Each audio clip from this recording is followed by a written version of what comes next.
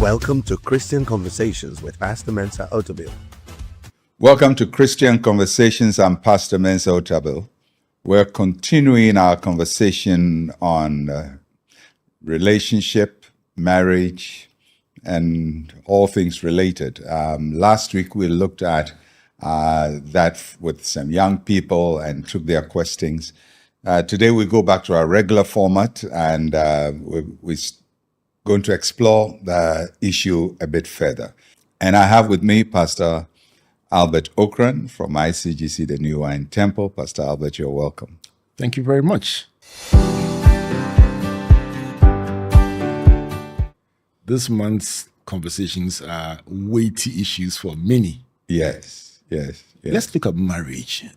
It would seem that today it seems to be trivialized in many quarters. How important is marriage in today's context?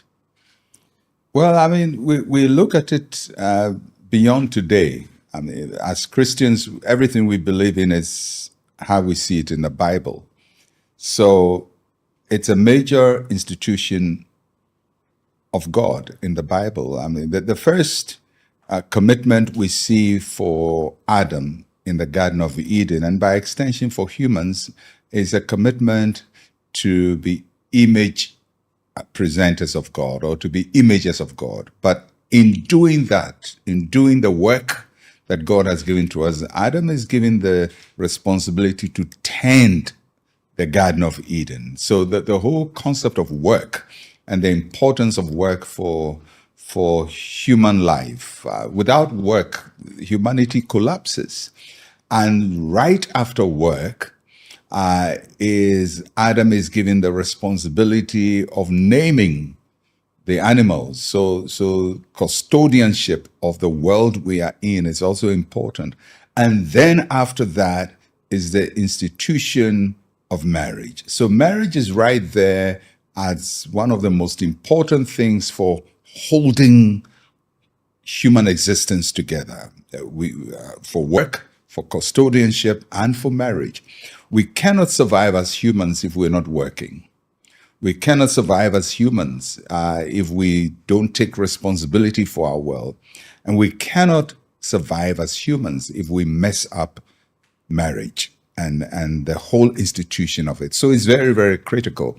And it's important that we don't see it as just something we have to do now, but it is for the survival of us as a species, as human beings, for us to have good marriages. What do you think accounts for the continued, I would say, minimization or sometimes even bastardization of the institution? I think because people take it as an option of life, that they can do it anyhow. You can decide to marry, not to marry. Some people think the most important aspect of it is producing children. But children are not produced until there's marriage. So marriage is the social construct within which children are birthed. And God designed it this way because children must be nurtured. They must be taken care of. They must be taught. They must be instructed as to how to be good human beings, to be good custodians of the society that they have come into. And all of that happens if there is a properly constituted union that the children come into. Let's go back to the basics. What is a properly constituted union?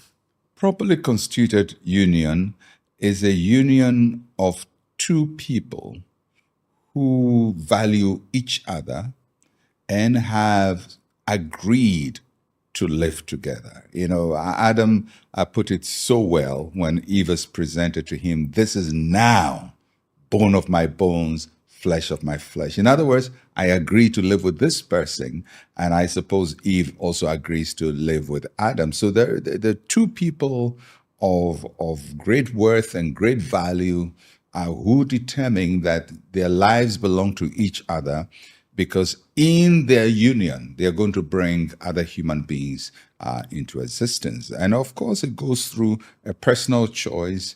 It goes through a social choice of families, and it goes through a legal process and a spiritual process, which we call wedding and so on. And all of those are important to constitute this union. It's not casual, it's formal, and it's supposed to be long lasting, it's supposed to be for life. So anything that casualizes it doesn't make it what God intends it to be. Will the failure to settle on the right foundation be the reason why we are seeing increasing levels of divorce? I think so. I think the humans are interesting in the sense that we feel that we get to make the rules for life. We feel that we get to choose how things should work, And anytime we do that, we fail at it. Because we didn't choose ourselves to be born. No human being says that I wanted to be born, so I got born. We just realized one day we are in this world, and somebody brought us to the world. Immediately we can say our parents, but our parents were also brought by somebody. So ultimately, there is a creator, and he has told us how his world should be run. And we find it in the Bible clearly. And so when we divorce ourselves from the creator and want to make rules for ourselves, especially when a group of people come along and they think they are the modern generation, they know better than everybody else who has existed, they're going to make some terrible mistakes. Sometimes you hear people call marriage a contract, and then we hear the word covenant. Help us to distinguish between the two. They are similar, but covenant means that this is sacred. This is like a holy thing. So, when you make a contract with somebody, it's legal, but you don't call it holy. But Christians say that, yes, it's legal, but it's a holy legal arrangement. That's why we call it covenant, that we are not the only parties in it, that there is a superintendent over this arrangement, and he's God, and he's involved in what we do in the context of marriage. So we see it as a covenant, not because it's not a contract, but it's because God is involved. It's a holy thing that we are doing for the Lord. What are the implications of the addition of that superintendent, God being the part of the relationship? It means that we're going to consider his viewpoint critically in what we do. We're not just going to look at what we like, how we feel, what we think is best for our well-being, but the one who designed it, how does he want us to live this? And I believe God knows that marriage is difficult. And how do I say that? Because the first marriage was a difficult one. Adam and Eve, came together, and before you can say Jack, there is trouble. And they are now being expelled from Eden. And Adam could have said, I could have lived by myself alone. But I like how he approaches it. He says, the woman you gave me brought this trouble. Yeah, she brought trouble, but you gave her to me. In other words, this woman is from God. She's still the bone of my bones and flesh of my flesh. In other words, life is tough, but she's still bone of my bones, flesh of my flesh. This is my God-given soulmate. This is my God-given partner. And so I'm going to live through this, and we're going to work our way through this, and we're going to go through the sweat together, the toil together. We're going to find a way to make this work, even though it's messed up our lives, So, and I think that is what marriage is. It's not running away at the least problem, but figuring out how do we make this work in a respectful, in an honoring, in a good way where both of us are enhanced, are becoming better people because we stuck together and we work through our difficulties. Let's talk about sustainability. Many people equate marriage to romance, and the thing that makes you unable to breathe when you see a person. And then after a while, that thing fades, and then suddenly there's not much to hold on to. How do Christians find something more weighty to last for 10, 20, 30, 40 years and still keep going? If I go back to the scriptures, I can imagine how Adam and Eve felt the first day they met together, and how life was, the beauty of it, the Garden of Eden, everything going well. We call it a honeymoon phase. And then something is going to go wrong. And you have to figure out, what do we do with life? So the romance is important. It attracts people. It makes you meet somebody and you just feel good about your life. You feel your life has found meaning, it's found purpose, but it's not going to remain there forever. Even in Eden, things go wrong. Talking about even in Eden, things go wrong. I was once officiating a wedding, and I said, for better, for worse. And the bride said, for better, for richer and for richer. And it was a struggle for her to admit that something could go wrong. What would you say to those who somehow believe that just by refusing to see I mean, they're refusing to be human. I mean, the old language is for better, for worse, in sickness and in health, richer for poorer. We use new language in our vows, and we say in good times and bad Exactly, times. that's the one, yes. In trials and in triumphs, saying the same thing, that there will be good times, there will be bad times, there will be trials, there will be triumphs, there will be sickness, there will be health.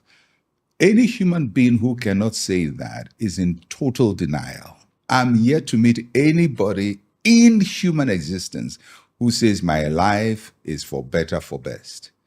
Everybody goes through good times and bad times. So why we can't even accept that the reality of marriage is there will be good times and bad times. Sometimes things are going to go bad. They weren't bad in Eden, but you have to figure out how to live your life. So I think it's a denial. When people look at marriage that way, it means they're not ready to put in the hard work required of them to make their marriages work. There will be good times, there will be bad times. There will be richer, there will be poorer. There will be sickness, there will be health. There will be better, there will be worse. That is life. There is day and night. There is cold and there is heat. It's the routine of life. But through it all, we live. We live in the darkness. We live in the light. We live in the day. We live in the night as well. So I think it's a bit of naivety for people to deny that there are good times and bad times. So faith can't be used as an excuse to take that stand. As a matter of fact, faith is what carries us through the bad times, isn't it? You know, I mean, look through the Bible. It's faith is what takes us through trials and tribulations and pain and sorrow. That's what our faith is helping us to navigate. Because there will be that. There will be failures and massive failures. There will be disappointment. There will be pain. There will be tears. But what is faith for if it can't take you through the difficult times? Then it's no faith. It is just wishful thinking. But true faith helps us, weeping endures in the night, joy comes in the morning. We wait because morning is coming, and in the morning things are going to be all right. It would seem that the Bible makes enough provision for this, but we find a way of navigating around it and pretending it doesn't exist. I think most of us live in a wishful world and wish that we would live in a world where we eat ice cream all the time, where it's Christmas every day, where it's payday every day. But the reality of life is not ice cream every day. It's not Christmas every day. It's not payday every day. Of course, there will be Christmas, there will be payday, there will be ice cream, there will be joy, there will be happiness. But certainly, there will be difficulties along the way. Unrealistic expectations and almost automatic guarantee of disappointment. I think so. When we fall in love with people, we Photoshop the people. I like that. And so most times you don't see anything bad going to happen. I'm so in love. What can go wrong? This person loves me so well. I don't think it will ever change. But before you were born, people were in love and things change. and before your grandparents were born. We're not the first to exist in the world. The history of human experience tells us that no matter how much you are in love with somebody, you're going to face difficulties. Let's take a minute to speak to somebody going through a difficulty, disappointment. They didn't get to hear this before they got married. Now things are not the way they were hoping they would be, and they're in that place where they say, you know what, but I started so well and it's gone so awry. How did they navigate their way to the place of commitment? Well, I mean, some of the things that go wrong in marriage are difficult to repair. And I would say some are impossible to repair. Because if you marry somebody who is so selfish and self-centered that they think their pleasure and their happiness is the most important thing, so they would engage in extramarital affairs, and because they think it makes them feel good. For the men, they feel that, well, I'm an African man, this is how I'm supposed to be. It's a very childish, naive, self-centered way of thinking. Or a woman thinks, yeah, but I'm beautiful, men like me, what should I do? So when you marry somebody who thinks that their happiness and bringing in third parties is equal or better than the union you're trying to build, and they incessantly, continuously, unrepentantly violate the covenant, it's an impossible relationship to repair, because marriage is based on fidelity, on faithfulness to one another. So when I say that good times and bad times, I'm not talking about people cheating as a habit. I'm not talking about people being cruel to one another, either a woman beating the husband beating the wife, and molesting people and really torturing the other person. That's not what we are talking about, because that denies mutual respect. The difficulty of marriage is basically, how do we make this decision? How do I adapt to this person and his life? Maybe I'm outgoing, he's quiet, and there's a conflict. Or we're trying to manage our finances, we can't manage it. Or we're managing mother-in-law, father-in-law, we can't manage it. Or we're managing our time, we can't manage it. These are things you can work through. But where gross abuse comes in and total disregard for the sanctity, the covenant is disregarded, I think that's a totally different story. If I may ask, why do people do that, if I may ask? Marriage is for mature people. And maturity is when you've lived long enough to say, I want to share my life with somebody. When people get to the point where they say, I want to make somebody's life better, they're ready for marriage. If people say, I want somebody to make my life better, they're not ready. Wow. Because if you're looking for somebody to improve you, then everything is drawn to your desire. I want a wife who makes me feel good. I want a husband who makes me feel good, whether financially or status or whatever. At that time, the basis of marriage is very, very juvenile, very childish. And that childish drive is going to make you self-centered. And as you become more and more self-centered, you undermine the sanctity of the union and the peace of your home, and even the children and their future and their stability, because all you want is just to feel good and not how to make the other person feel better. It means that somebody can be at what they call the ripe age for marriage, but not be mature enough to marry. A lot of people are physically ready for marriage, in other words, biologically ready, but not emotionally ready for marriage, because they haven't learned how to share. And if you don't know how to share, you can't survive with marriage. This is deep. When I was young, I used to do wall hangings, and I remember one of the favorite quotes: "To love is to put your happiness in the happiness of another." Is it true? Yes, and it takes maturity to do that. I mean, everybody who's been married successfully would tell you that a successful marriage comes at great pain most times to what they would naturally have wanted. Because you're going to make sacrifice. Sacrifice is you're going to let go something now so that something better can be achieved. You're going to let go of your sense of right and wrong so that the two of you together can build. You know, especially in our culture where sometimes men feel they are always right. It used to be the traditional way. I'm the man of the house. What I say is the law. I mean, then why did you bring somebody into your life? Why didn't you live by yourself and make your own laws? I mean, you bring somebody into your life and you think you can bully them. You're not their father. You're not their parent. You didn't raise them. You didn't give birth to them. But you think they have no right because you are the man of the house. Of which house anyway? Because the house the two of you belong to is for the two of you. It's not for you. It's for the two of you.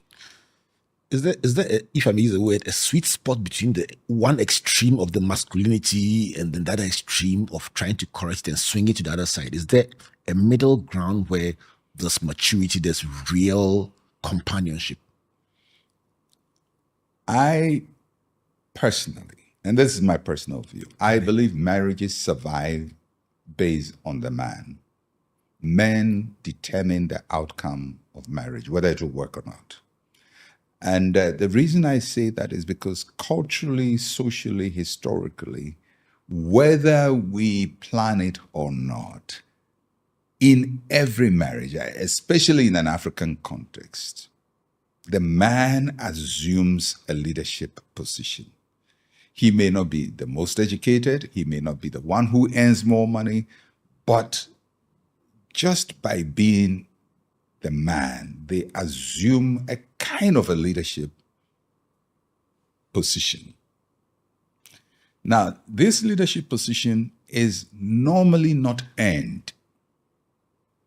It is conferred by culture, by tradition, by society.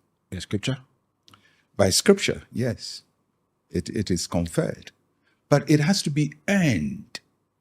You know, if somebody confesses something on you, you have to earn it. You have to now justify it. You have to live up to it. So here you are, you look at yourself. I'm a man.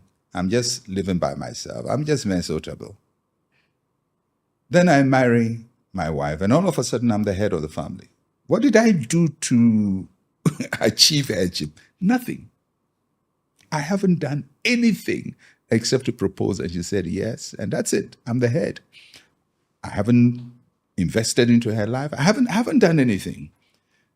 So if I see that right, which the scriptures have given me, culture has given me, society has given me, my wife has also given me as a right, I must be crazy in my head to think that I have earned it, because I haven't earned it. How do you earn it? You earn it for the rest of the marriage. You now have to show headship. Headship means you're going to sacrifice. If the two of you are eating and one piece is left of what you are eating, the head gives to the other. You sacrifice. That's what headship is. When there is a conflict of choice, you make concession. So the headship is not headship for you to lord over, but headship for you to nurture, headship to make concessions. And I think most men take the imputed headship as a right to enforce, instead of something God has given to them that they have to live for. And the scripture puts it so clearly. Jesus Christ, as the head of the church, what did he do? He gave himself for us. Ephesians 5 tells us. So this headship comes with a package, and it comes with what Christ did by sacrificing. It is in his sacrifice that we honor him as Lord, because he gave, we give of ourselves also to him. But he first gave, and we respond. And I believe that's how it is. And I believe men determine the temperature of the marriage. I'm sure somebody's listening and saying, if I had understood this earlier, I wouldn't be where I am today. Maybe let's end by bringing some strength to couples that may not have had the understanding that they need and who are therefore struggling on the journey. Let's end with them, please. I mean, the worst thing that happens in marriage is when you get to know your partner so well and use what you have known as a weapon against them, not use it as a tool to help them. And the reason why you get to know people is not to damage them. You get to know people so you can help them. And all of us know our spouses. If you've been married for a while, you know your husband. You know him very well. You know your wife very well. And you really know what will trigger him. You know what will trigger her. You know what will make her happy, what will make her sad. You know what words to use to wound her, what words to use to wound him. You know all of that. The question is, how are you going to use all those tools? And if you're a Christian, your greatest prayer is, Lord, help me to use what I know about my spouse to build them up and not to destroy them. And I believe if God grants us the wisdom in that area, we can build heaven on earth marriages. And everybody is capable of doing that if they put in the effort. Well, we'll keep talking and we'll catch you again. That is all the time we have for today. Join us for the next episode at the same time next week. Thank you for watching.